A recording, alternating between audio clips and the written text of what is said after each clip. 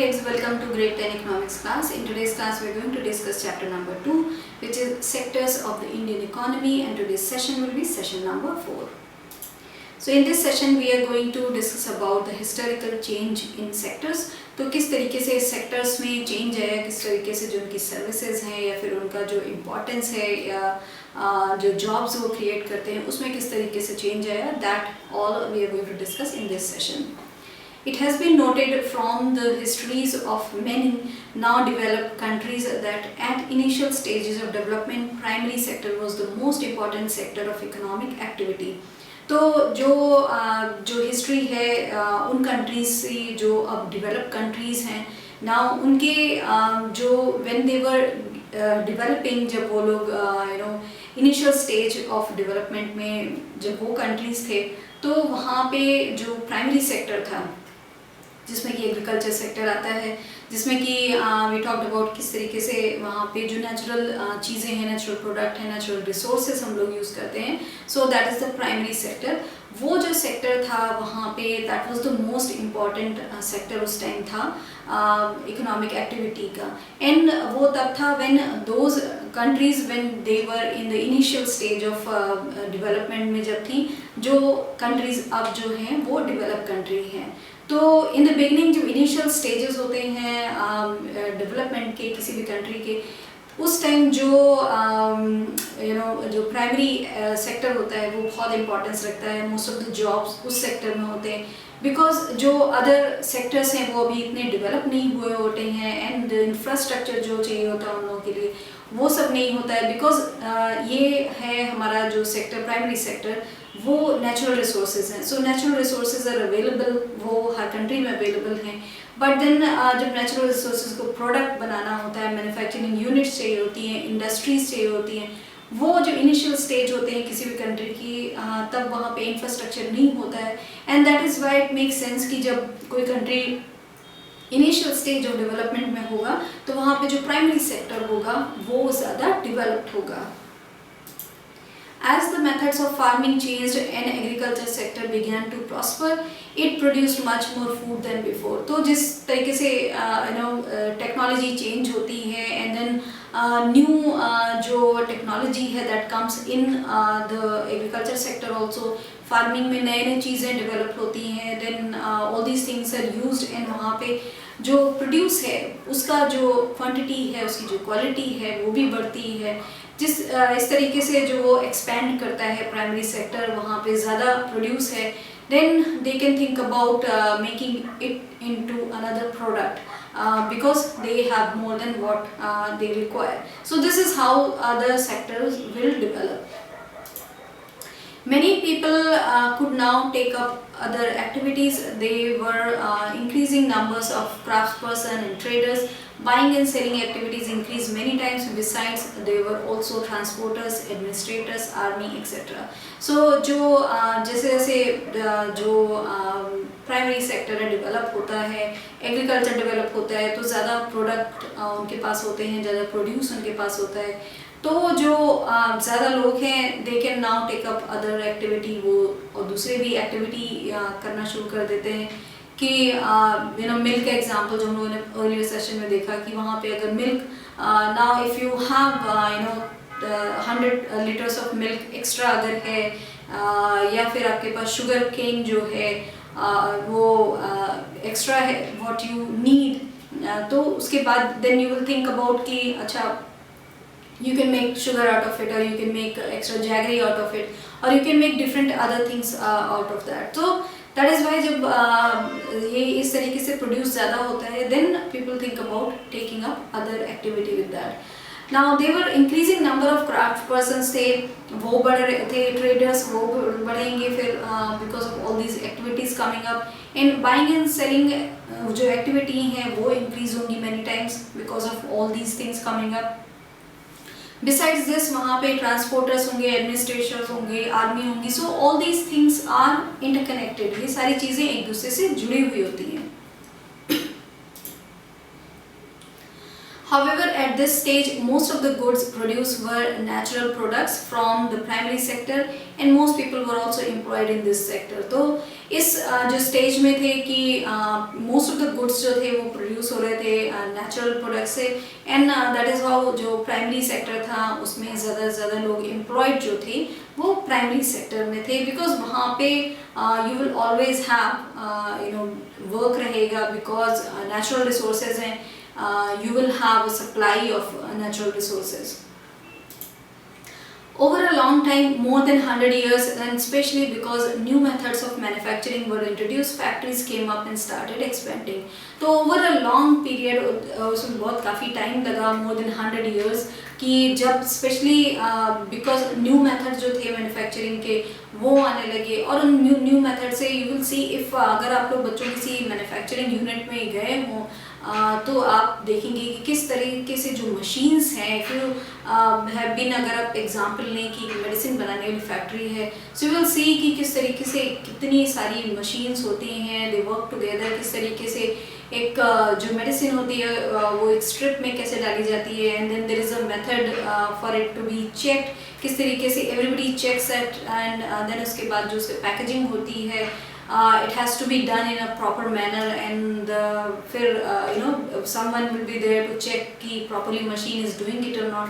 So all these things happen कि manufacturing की जो नए जो तरीके हैं वो आते हैं, वो introduce होते हैं, and factories आते हैं, and then वो start करती हैं expand करना. Those people who had earlier worked on farms now began to work in factories in large numbers. तो जो पहले all those people who were working on the farms, because that was the only जो activity है that was available, उनके जो jobs थे, those were the only jobs available mostly. Now जिस तरीके से industries and manufacturing expand कर रहा है, then people have different kind of jobs, then they start working in factories, manufacturing units में वो काम करने लगते हैं, तो इस तरीके से expand करता है जो secondary sector है, then starts expanding. People began to use many more goods that were produced in factories at cheap rates. Now how people started making factories में goods बनने लगे, and then when people saw कि these things are available at cheap rates, at good rates, then people started using all those things. So this is how a sector is developing. Secondary sector gradually became the most important in total production and employment. Over time, a shift had taken place. This means that the importance of the sectors had changed. तो जो secondary sector है, that sector gradually it became the most important sector. This shift took a very, it will take a very long time from the shift to primary sector to the secondary sector. It's a gradual process. You need all this infrastructure उसके लिए चाहिए. But when things start rolling, जब manufacturing units इतने सारे setup हो गए, when you have जो needed technology है, machines हैं, when you have all these things available, तो फिर जो production है वो भी बढ़ता है, and people start using those things, and this is like a cycle. When you have supply and demand का cycle होता है, that's how जो total production है, and then it started increasing, and वहाँ पे employment भी फिर then you have a lot of employment in manufacturing unit. So this is how जो secondary sector है, gradually it became the most important sector, क्योंकि manufacturing में then there is a lot of jobs available in the manufacturing units, in the factory, in the secondary sector. So इस तरीके से वो एक बहुत important sector बन गया, धीरे धीरे gradual shift हो गया from the primary sector to the secondary sector. Over time जो shift है वो उस shift हुआ, वहाँ पे shift had taken place. This means the importance of sectors has changed. Now जो importance था sectors का वो change हो गया, and this is how we have seen कि किस तरीके से gradually once the only sector that was available जिसमें सबसे ज़्यादा economic activity होती थी, that was the primary sector, and then how infrastructure आया and manufacturing unit बने and people starting buying all those things. So उससे जो manufacturing है वो बढ़ी बहुत ज़्यादा, and secondary जो sector था उसका जो economic activity वो बहुत बढ़ गया, and then gradual ये shift हो गया, and secondary sector became the most important sector.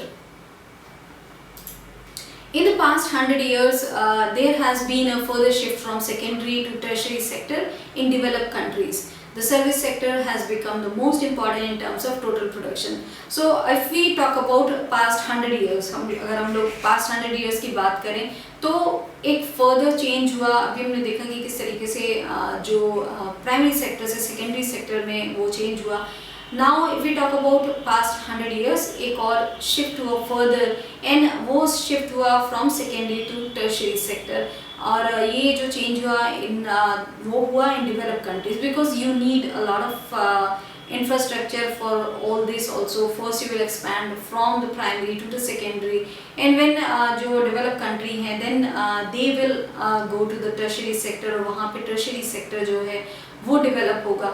And जो टर्शियरी सेक्टर है दैट इज़ बेसिकली जो हम लोगों ने बात की कि वो एक सर्विस सेक्टर है, और उसके अंदर में आता है बैंकिंग है आपका, वो आता है एंड ऑल्सो टेलीकम्युनिकेशन है, वो आता है.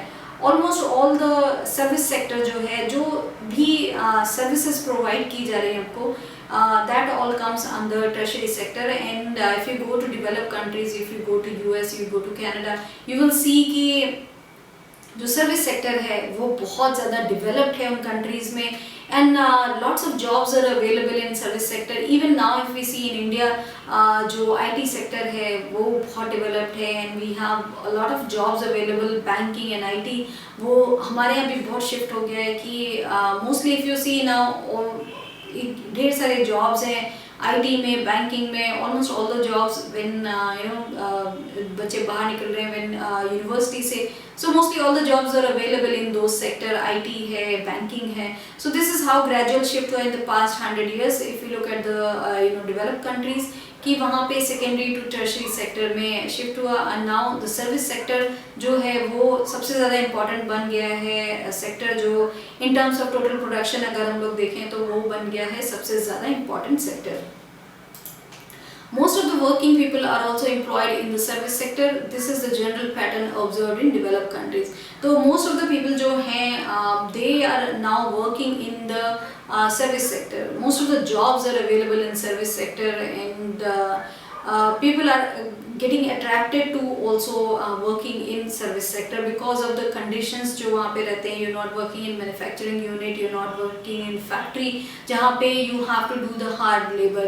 Service sector में you are just providing the service, तो वो people are preferring those jobs, and that sector is also वो ज़्यादा expand भी कर रहा है because उसकी ज़्यादा से ज़्यादा ज़रूरत है now in these times. So that is why वो sector जो है ज़्यादा expand कर रहा है, and वहाँ पे more jobs are available. That is why economic activity भी सबसे ज़्यादा वहाँ हो रही है. एंड ये जो ये पैटर्न है, this is a general pattern observe in developed countries में. जो ये पैटर्न है this is the general pattern all over the developed countries. अगर आप लोग देखें तो वहाँ पे जो टर्शियरी सेक्टर है या सर्विस सेक्टर है वो सबसे ज़्यादा अब एक्सपैंड कर रहा है, सबसे ज़्यादा jobs are available in that sector. So in this session हम लोगों ने डिस्कस किया जो हिस्टोरिकल चेंज इन द जो सेक्टर्स में किस तरीके से हिस्टोरिकल चेंज हुआ from primary sector. Things move to secondary sector में ज़्यादा जॉब्स आए, and secondary sector at one point of time वो सबसे ज़्यादा इंपॉर्टेंट सेक्टर बन गया, वहाँ पे सबसे ज़्यादा जॉब्स थे.